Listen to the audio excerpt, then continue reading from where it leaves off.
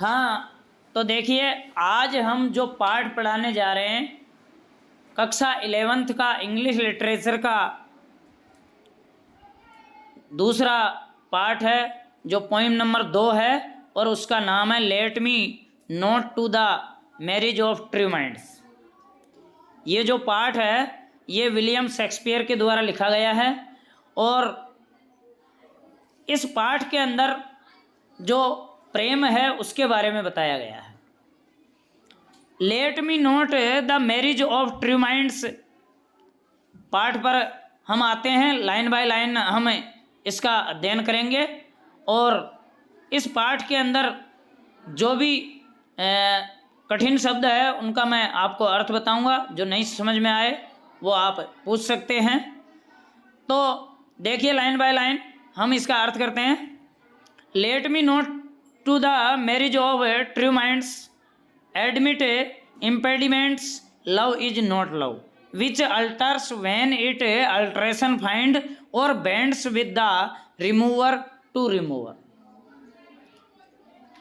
Let me note to the marriage of the true minds अर्थात true minds का अर्थ होता है सच्चा प्रेम। एक जो सच्चा प्रेम होता है let me not to the marriage अर्थात वो अपना रास्ता परिवर्तित नहीं करता। मैरिज का अर्थ होता है रास्ता। यहाँ पर मैरिज का अर्थ वैसे तो शादी होता है लेकिन इस कविता के अंदर मैरिज का अर्थ होगा रास्ता। तो अर्थात जो सच्चा प्रेम होता है कभी भी वो किसी के भी दबाव में आकर के अपना रास्ता परिवर्तित नहीं करता अर्थात बदलता नहीं है और झुकता नहीं है। Admit impediments love is not love admit अर्थात स्वीकार करता है, इम्पेडिमेंट्स बाधाओं को अर्थात जो बाधाएं हैं उनको कभी भी स्वीकार नहीं करता अर्थात बाधाएं दुख इनसे कभी जो सच्चा प्रेम होता है वो परिवर्तनशील नहीं होता अर्थात वो बदलता नहीं है। लव इज नॉट लव प्रेम वो नहीं है जो कभी भी बदल जाए। प्रेम वो होता है which alters when it alteration find प्रेम वो होता है जो अल्टर्स बदलता है व्हेन इट अल्ट्रेशन फाइंड जब इसमें कोई परिवर्तन आता है तो परिवर्तन को देख करके परिवर्तित नहीं होता है अर्थात बदलता नहीं है। कोई भी व्यक्ति अगर बाधाएं डालता है उसमें रुकावट डालता है तो वो उससे झुकने वाला नहीं होता है, वही सच्चा प्रेम होता है।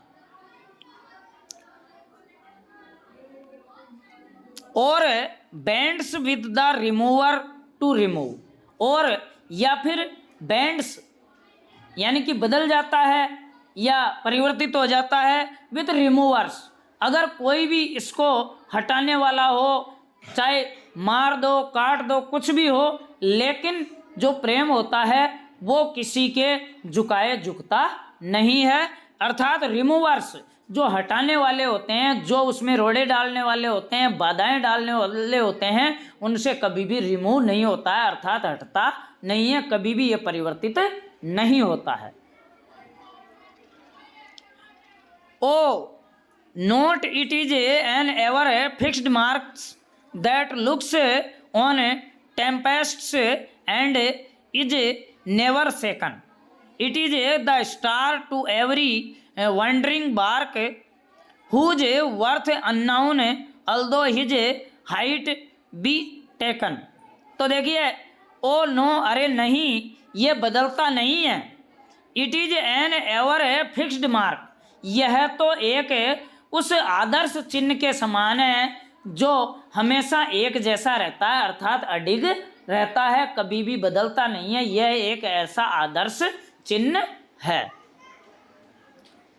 That looks on tempests that looks जो इम्पेस्ट्स का अर्थ होता है तूफान अर्थात जो तूफान के अंदर भी क्या होता है कि लुक्स एक जैसा दिखाई देता है और एंड इज नेवर सेकन और जो कभी झुकता नहीं है। प्रेम वही सच्चा प्रेम होता है।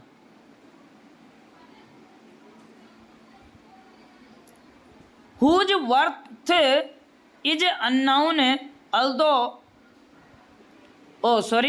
It is the star to every wandering bark और यह उस ध्रुव तारे के समान है, जो एक ध्रुव तारा जो भटके हुए जो जहाज होते हैं समुद्र के अंदर, उनको एक पथ प्रदर्शक का काम करता है, एक रास्ता दिखाने का काम करता है। प्रेम उस ध्रुव तारे के समान बताया है। और कवि आगे कहता है कि हुज वर्थ अननोन, जिसकी योग्यता अज्ञात है, अर्थात उस ध्रुव तारे की योग्यता अज्ञात है, जो समुद्र के अंदर भटकते हुए जहाज़ों को रास्ता दिखाने का कार्य करता है।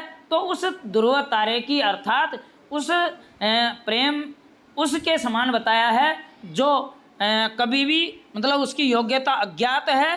Although his height be second, और उसकी श्रेष्ठता को कभी भी चुनौती नहीं दी जा सकती, अर्थात उसकी श्रेष्ठता को कभी भी आंका नहीं जा सकता, उसकी श्रेष्ठता बिल्कुल अडिग होती है।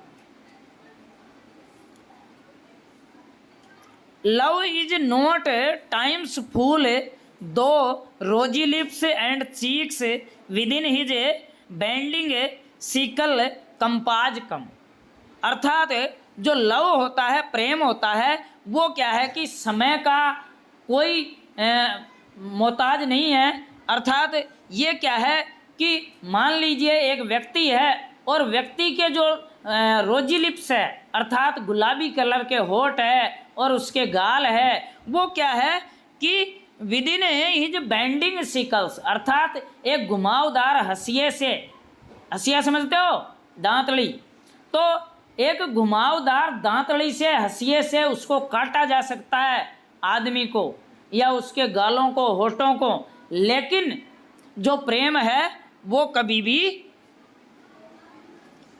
उसकी तुलना नहीं की जा सकती। अर्थात प्रेम को अपना रास्ता भटकाया नहीं जा सकता, अर्थात प्रेम को हटाया नहीं जा सकता। सच्चा प्रेम हमेशा अडिग रहता है।